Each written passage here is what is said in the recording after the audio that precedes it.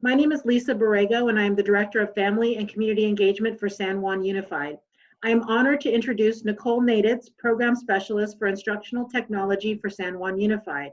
Today, Nicole will be talking about learning with technology and how you, as parents, can support your child.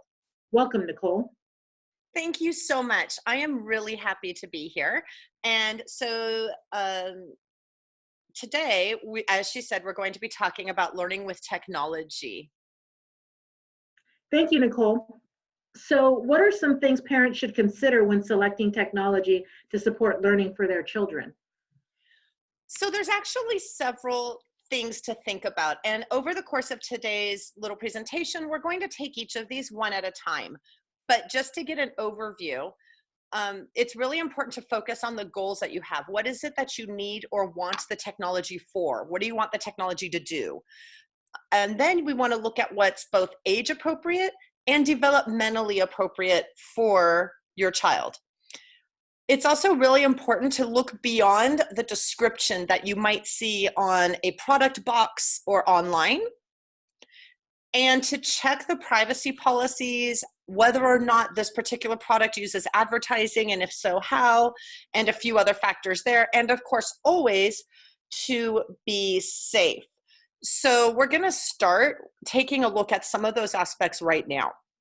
When we talk about focusing on the goals for yourself as well as for your learners, we want to make sure that if a student is saying that they would like additional help with a content area, such as math or English or language arts or even another subject, that we look specifically for tools that are designed to help in those areas, because there are a lot of products out there that can help learners with specific subjects that they would like to either get more practice in, or even if they'd like to go a little bit beyond what they are currently doing in class.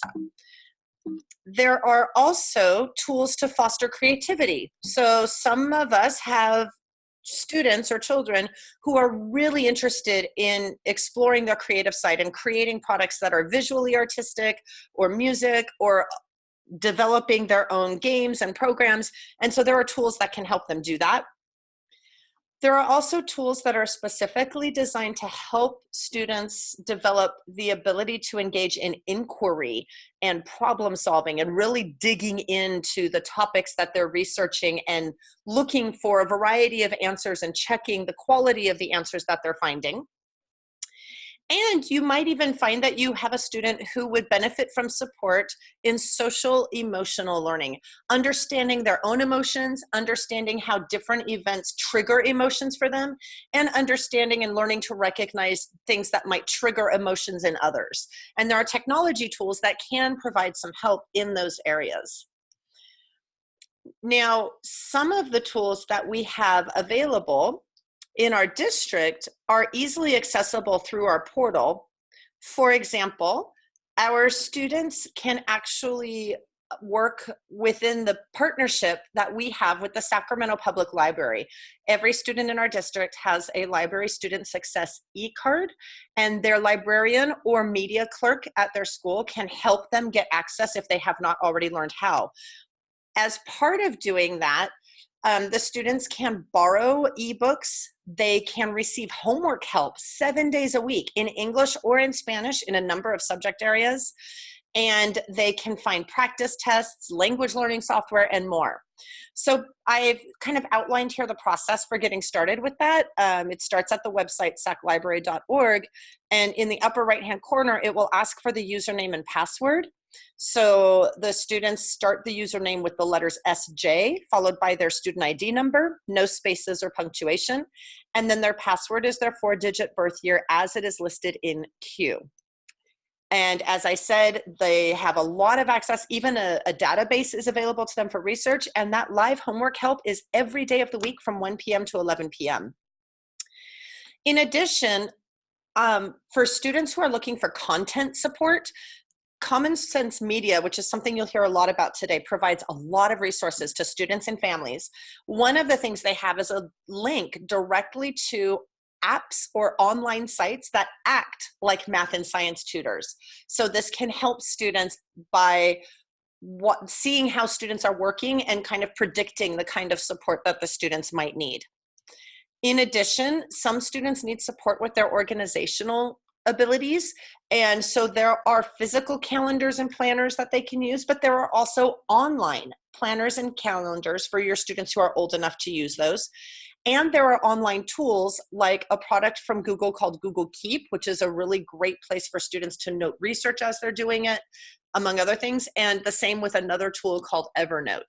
So these are things that you can contact me about if you would like more information, and later in this presentation, you'll have my contact information. In addition, our students, thanks to legislation in California, all public school students have access to 3 more online databases that they can use for research. And our students will access those from Portal when they are at school. And they do that by going to their student tiles, and there's a folder called Library Resources. When they click on that folder, I'm gonna just move our pictures out of the way again. When they click on that folder, it actually opens up inside with more tiles, including the one on the left called ProQuest, which has 6 or 7 different products. So it's also a folder. If they click on it, there are more databases available there. One thing to know about these databases is the tiles in Portal will give them automatic access just by clicking if they are at school on the school Wi-Fi. However, once they are outside of school, there are special instructions for how they can access those resources, and I will have a flyer coming out to families and guardians shortly that tells students how to access these resources if they are at home or somewhere else outside of school. In addition, we talked about the importance of filtering by what is age appropriate.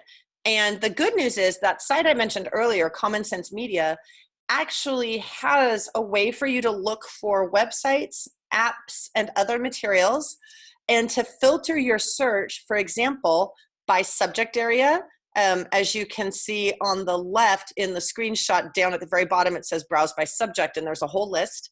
At the top, they can search by ages, what type of product they want to look for, and what format that product is in. Is it educational? Is it blogging? Is it social networking? And so on. So as students or family members, you can actually go to this Common Sense Media site and very specifically target what you're looking for so that it will meet your needs and be appropriate for your students. As you can see on the right of the screenshot, it is common for them to also provide a review, and you'll see in a minute that you can get a lot more information about each product by clicking on it and getting the full review. We also have apps and tools that support social emotional learning, as we referred to earlier, for your students who want to learn a little bit more about understanding their own emotions and the emotions of others, and what kinds of things can help them deal with situations as they arise by understanding their social emotional context. And again, Common Sense Media is one of your best resources for looking for those tools, but do be careful and note the age ranges. Many of these tools are not appropriate for our younger learners, and you'll really want to evaluate the information to decide if it is beneficial for your learners at this time, and many of them are not free, unfortunately.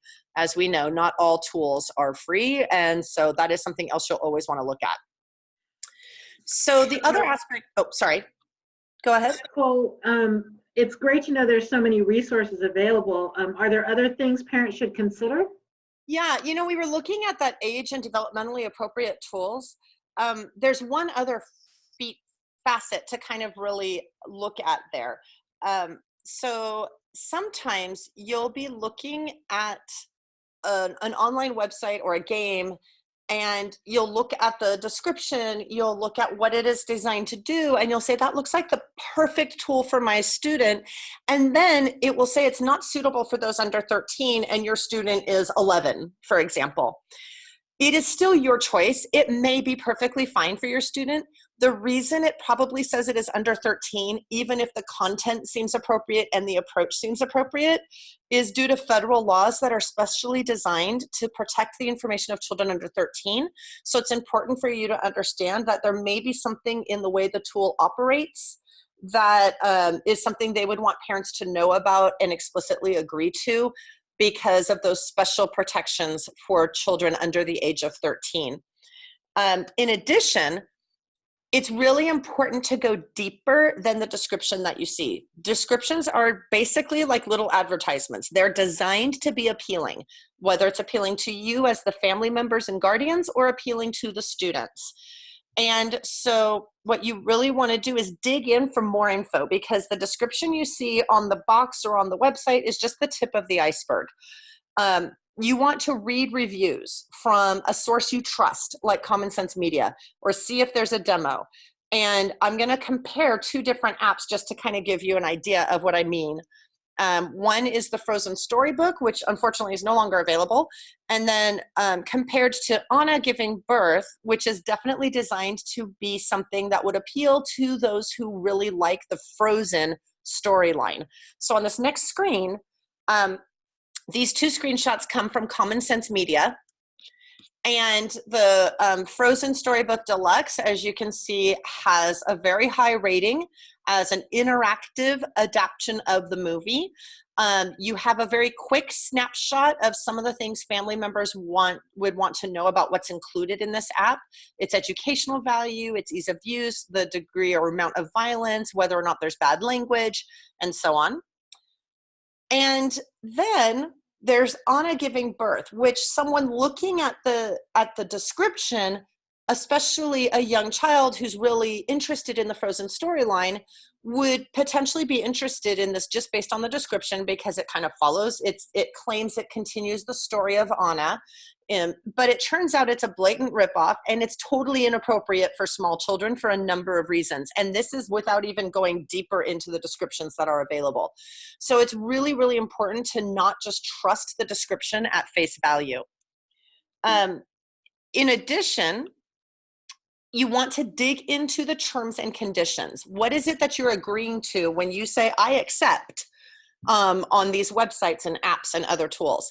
Look at the privacy policies. What information are they collecting, and what are they doing with that information? And are you okay with that?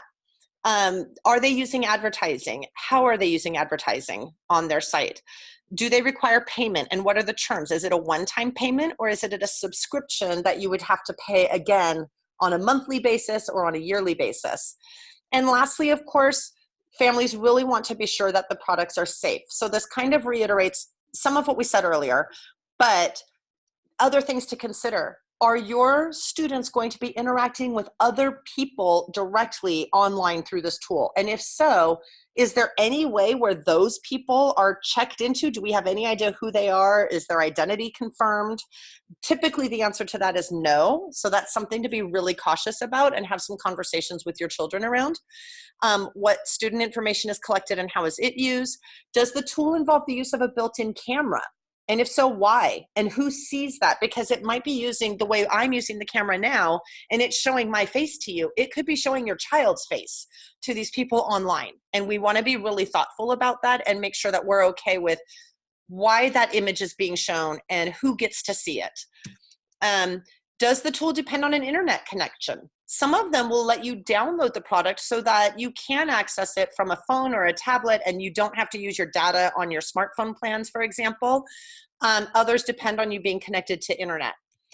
And can the families monitor students' work and students' interactions in the tool? And this kind of goes back to what we were saying earlier about who are they interacting with, who can see them, who can talk to them.